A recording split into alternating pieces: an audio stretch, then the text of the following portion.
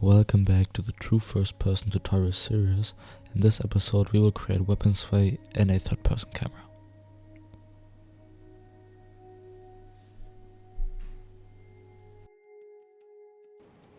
So let's get started. First, I'm very happy because I just found the fix to a big bug that I had over months, and I finally found it, and it's this bug here. When you turn in place, you can see that your weapon is glitching a little bit, and it's not looking very smoothly, and it looks very bad. And even with procedural weapon sway, it will still look a bit bad and a bit messy. Just 10 minutes ago, I found this bug, and I'm so happy, and I'm so glad to show you this now. It is a really simple fix, and but the bug is so huge. And we just go to our functions here, and we search for routed. I think that this is a misspelling here. I think that means grounded. Update grounded rotation. Here we have the apply rotation amount curve, and here are those two variables, and they're not connected here. So let's just connect them, compile, and save. And now you can see when we rotate in place, it still rotates, everything is fine. But we don't have this laggy thing or this messy thing there, and that is so huge and that is so nice, and I'm just happy. So here, TFP animation blueprint, and yeah, first let's add a comment for our spine rotation. And also I found a very simple fix for the bug that we had also last episode. So right now, if you don't like this, if you don't like it when the weapon is slowly moving up when you look, slowly moving down when you look up, then you basically just can also get the aiming angle here, and then just get the Y here divided by 3, like so.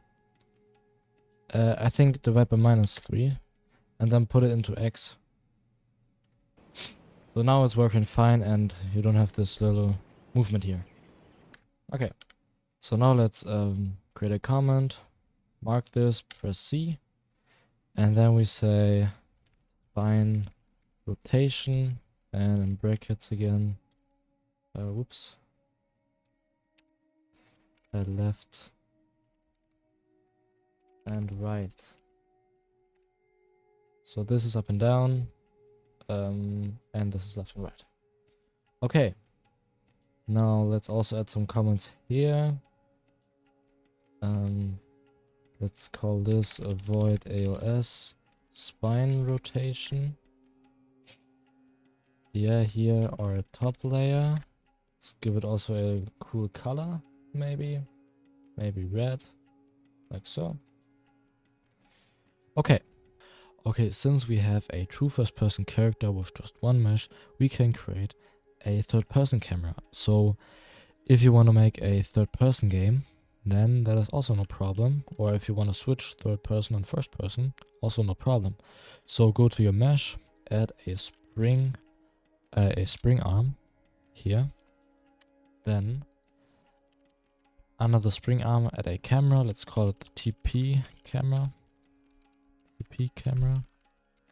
Like so. Oh wow. Like so. So now let's position it. So here's my spring arm. Let's rotate it here by 90 degrees. Then let's move it up to our head. And then we'll only move the socket offset here, not the camera or something. So it's just maybe 30 and a bit more down, -20. Compile, save, and now let's implement just a basic function, a basic event. So let's just copy this up here, the flip-flop and the keyboard event. Let's switch the key to C, and then let's say let's get our FP camera that active, And then let's also get the TP camera and also set active. So both will be in A and B, and then we get this isA variable. So the isA itself will go into the active from the TP camera, and then the isA with a not boolean into the FP camera, like so.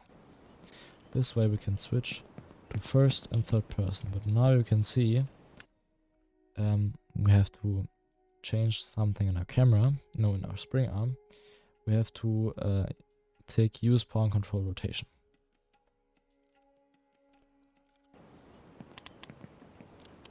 And now you can see we're in third person. Let's move our camera a bit more to the side. And let's change the length here to 200. And then let's say 50 for the socket offset. Okay, and if you want a third person game, then that is no problem, and yeah, that's very, very nice.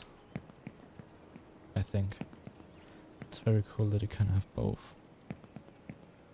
Yeah, so now you can see the first person looks a bit, yeah, I don't know, not that cool, because we don't have weapon sway. Weapon sway is something very, very nice, and I like weapon sway in games, and yeah, now we're making good looking procedural weapon sway. Let's get started. Okay, let's get started with our weapon sway. So first, let's create a new function called weapon sway. And here we will add two new inputs. The first one will be the cam preview. That's a rotator. And a second one, and that is the interp. That is a float. Now let's start with a sequencer here, like so. And then let's start and let's create a new variable called pitch offset pass. And that is a vector. Let's set the variable here. Let's get some space. Well, then let's get the control rotation. And let's get our actor rotation. Here. Now let's say delta. P is the actor rotation. Let's split the return value. Then let's get the Y and say normalize to range here. The minimum will be minus 200 and the max 90. Okay, let's move it a bit further.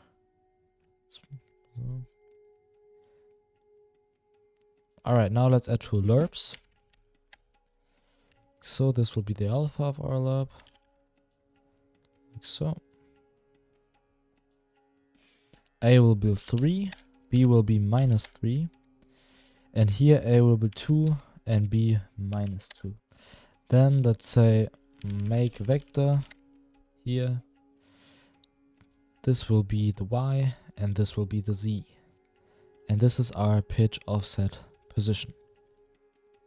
Okay, now let's go to the then one. First, let's create a new variable called cam.current. This will be a rotator. We will set it here. Then let's get our first person camera. Get the world rotation. And this will be the cam.current. Now another important variable. So let's create a new variable, a new rotator called cam.rate. So now, out of our cam.current, we will say delta. B will be our value here, the cam.preview. So get cam.preview. Then let's split the value again. Now we need two clamps. So clamp float, like so. Now let's get the y value and multiply it by -1. And this will be our value in the first clamp. And in the second clamp, our value will be the z. So then our minimum will be -10. Our max will be 10. And also in the second one, -10 and 10. Like so. Now let's say make rotator. This is our x. This is our z. Like so. Now let's say rinterp2, our interp, I don't know.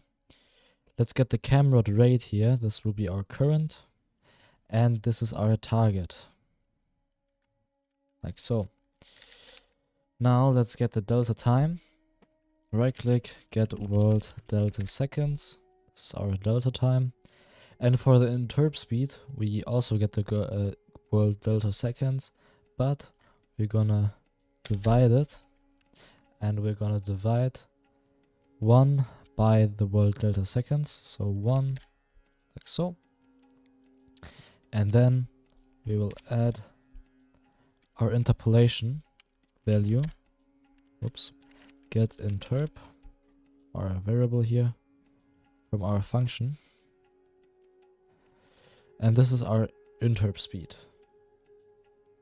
Okay. So now let's get the cam rod rate here. Let's set it here. And then let's plug the execution pin in here, like so. Alright. Now let's create another variable. After this, let's split the return value here. Then let's get the x. Let's multiply it by 2. Let's add a new variable, and this is a vector called offset. And then we're gonna set it here. Let's split this variable here. And this will be the z. And our z here will be our y.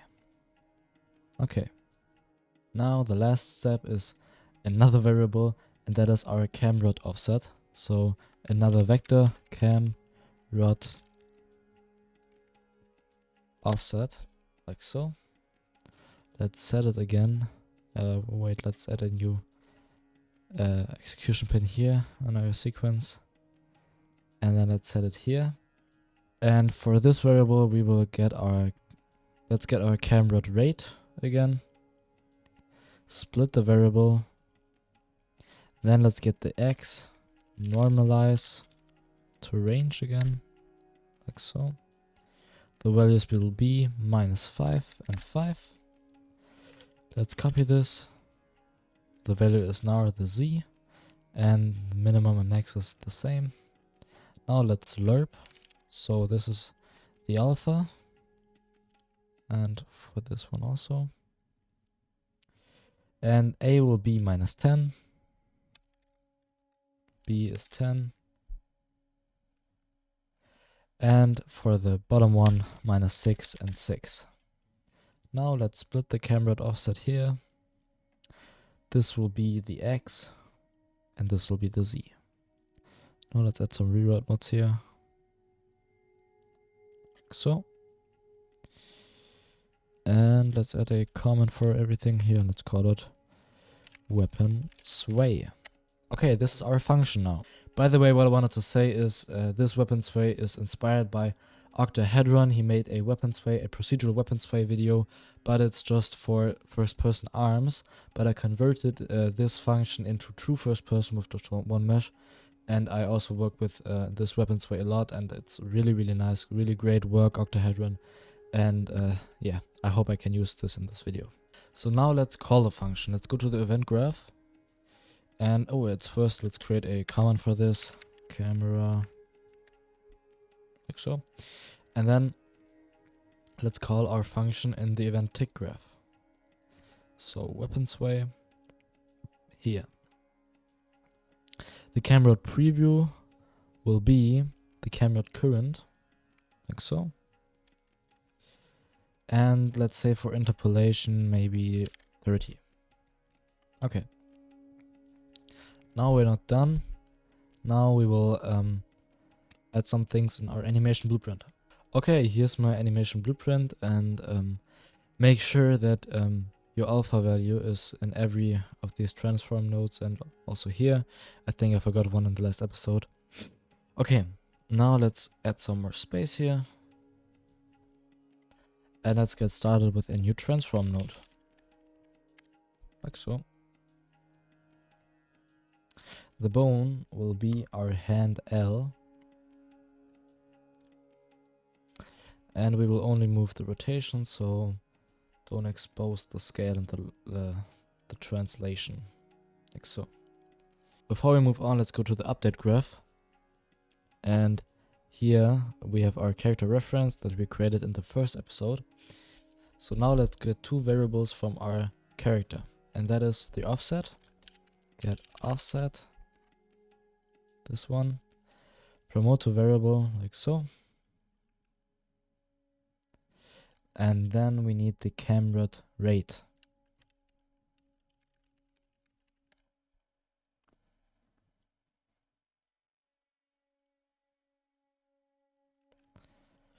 Alright. Alright. Let's compile and save. And now let's go back to the anim graph. And here we will get our camera rate. This will be the rotation. Make sure that the rotation is add to existing here. Now let's just copy this transform node. Set the rotation here. And set the bone to hand R. Like so. So now we only need two more nodes. And that is the trombone IK. Like so. The first one will be for our hand L. The effector location will be the offset again.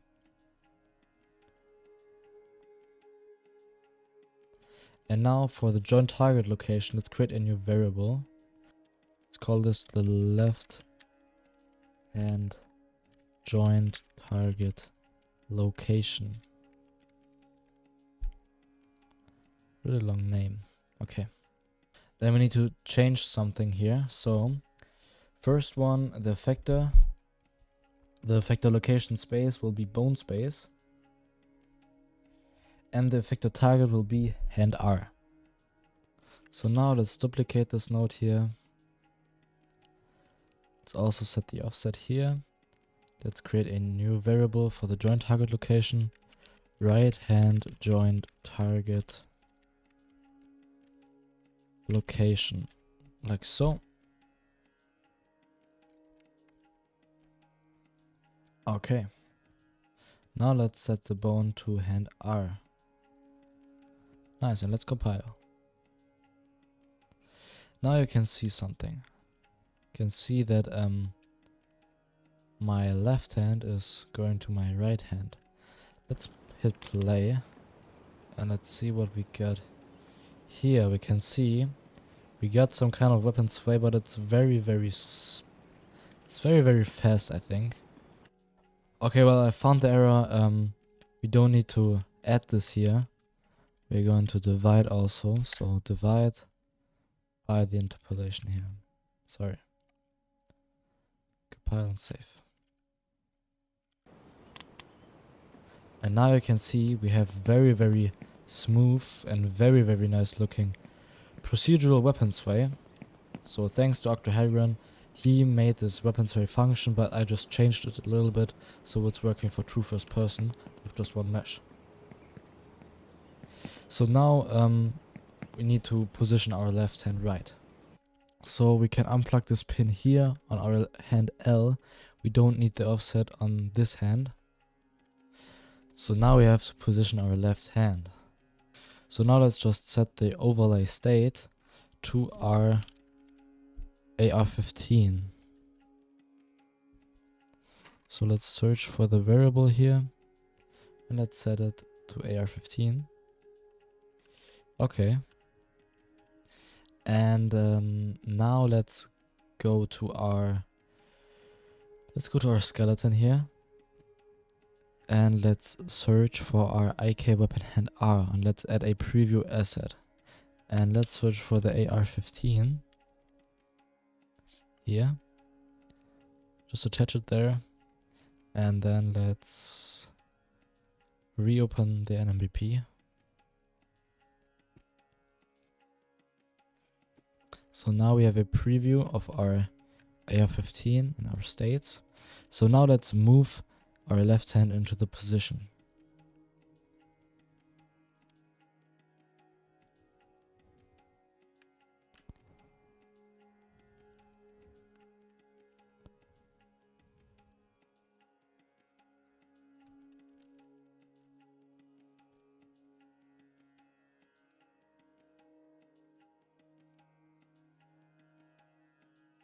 Okay, that looks good. The values can be a bit different than mine here, but let's try it out. Oh. Okay, so we have a little problem, and we only have to move these two nodes. So let's just copy this and delete this. Then move it here. Paste this again. Set the effector location. And compile. Oh wait, I forgot to. Yeah. Okay, now we can see our joint target is a little in the. Yeah, it's a little in our body here. So let's just set the joint target by unplugging our variable here. And then let's move it. So then just click on your node here, and here is your joint target. And then just bring it into a good position. I think this one's good. Okay, so this is our value. Let's just copy this value into our variable.